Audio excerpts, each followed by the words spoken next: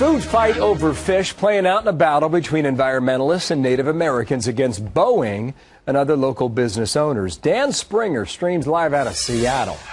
Why is this such a concern to Boeing and other companies? What's happening, Dan?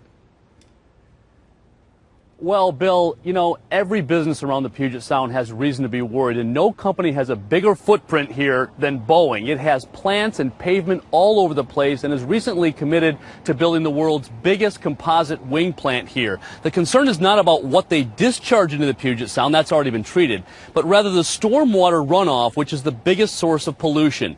Much tougher rules about treating runoff could cost Boeing tens of millions of dollars, and the company has said the regulations could have them building future planes somewhere else. To mandate this one-size-fits-all, incredibly stringent requirement that you can't even comply with because the technology doesn't exist to either measure that standard or comply with that standard. It's absurd.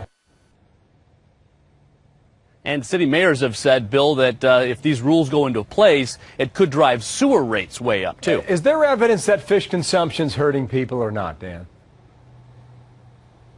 Well, you know, it's kind of ironic because the USDA is recommending that Americans eat more fish, in fact, double the consumption.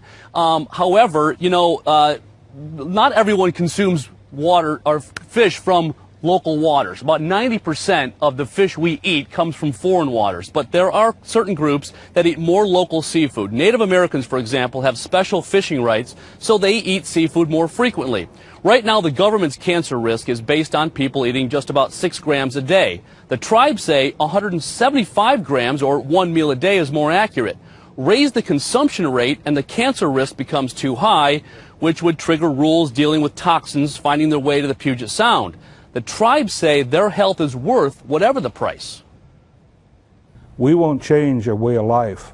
It's like asking the Asian people to quit eating rice because there might be something wrong with it.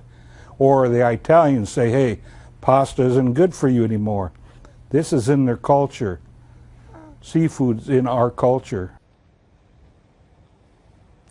And the next move is up to Democratic Governor Jay Inslee. His ecology department will set the rules that everybody's waiting for. Bill? So are we. Thank you, Dan Springer.